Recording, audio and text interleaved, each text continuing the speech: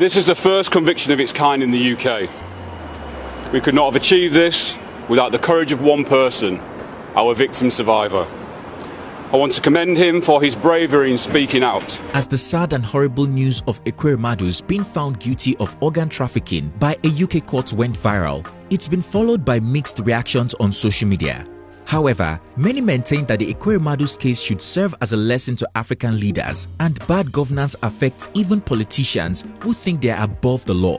Elaborating, many claimed that Ekweremadu, in all his 16 years in the Senate, chose to amass wealth for himself and his family instead of investing in a state infrastructure, like building a world-class medical facility. But this begs the question, how much wealth did Ekweremadu amass at the detriment of his state infrastructure?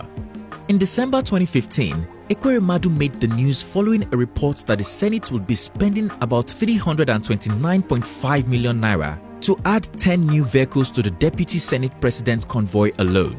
The convoy is to include a Mercedes-Benz S550 2016 that goes for about 49 million naira, 2 Toyota Prado SUVs cost 37 million naira, 149 million naira, 4 Toyota Hilux SS auto vehicles 102.4 million naira, and a Toyota Hiace Boss 2016 model going as high as 28.4 million naira. Days after, the former Deputy Senate President, in a report published by Premium Times, was alleged to have embezzled 7.75 billion naira meant for the amendment of the 1999 Constitution. The 49-member Senate Committee on Constitution Review, reportedly led by the Deputy Senate President, Ike Ekweremadu, pocketed and shared the money among themselves.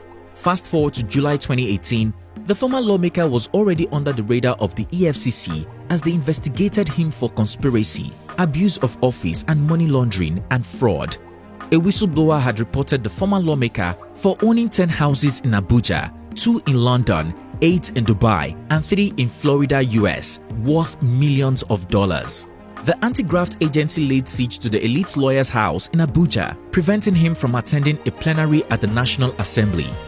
It took the intervention of ex-Senate President Bukola Saraki for Ekweremadu to be left off the hook at the time, only for the EFCC to come back hunting in 2021, arresting the former lawmaker over another allegation of fraud. The commission accused the politician of failing to explain how he came about 22 properties in Nigeria, the United States, the United Kingdom, and the United Arab Emirates. The federal government later approached the Federal High Court, Abuja, to grant an order for the forfeiture of the properties. In November 2022, it turned out that Ekweremadu owns at least 40 properties that cannot be explained, and the court granted the request to forfeit all 40 properties. The interim forfeiture order will affect 10 properties in Enugu, 1 in Lagos, 15 in the Federal Capital Territory, 9 in Dubai, the United Emirates Republic, UAE, 3 in the USA and 2 in the United Kingdom. Now, after his arrest in the UK, a Twitter user with the handle @JustSocietyForAll has told an unverified story of how Ekweremadu allegedly diverted 400 million naira for a renal treatment center at the University of Nigeria Teaching Hospital in Enugu. The user claimed that if the former senator had done the right thing, his ailing daughter, Sonia, may have gotten a kidney transplant surgery there and jail would not be in view. Of course, this has been followed by mixed reactions. One of the first people to react to Ekweremadu's conviction is Bashir El-Rufai, the son of Kaduna State Governor Nasir El-Rufai. He tweeted, "If he built a standard-grade hospital in Enugu State, none of this nonsense would have happened. The only person that needs prayers is the poor boy whose kidney. They believe their daughter's life is worth more. He is somebody's child too." Also reacting, Senator Shehu Sani wrote, "For your daughter, you got into this trouble. My prayers for you, your wife, and others in this travail." One user tweeted, "Bad governance affects both the rich and the poor. If you doubt me, ask Ekweremadu. If there were good hospitals in Nigeria, he wouldn't take his daughter to the UK, where he is now going to serve up to 10 years in prison." Another user shared Ekweremadu's prison photo. He wrote, "Lesson to corrupt Nigerian politicians. There will be a price for bad and good deeds.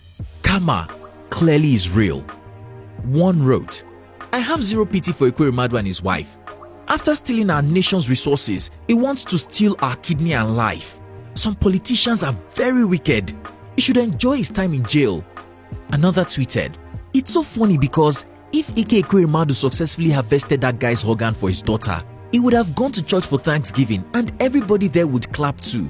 That's how our churches in Nigeria work. They thrive on miracles." Another wrote, "Throwback to when Ekweremadu was beaten in Germany. Igbos can never support corrupt politicians. Go and verify." UK government cannot assist Sonia. Sonia has to go on a waiting list like every other person.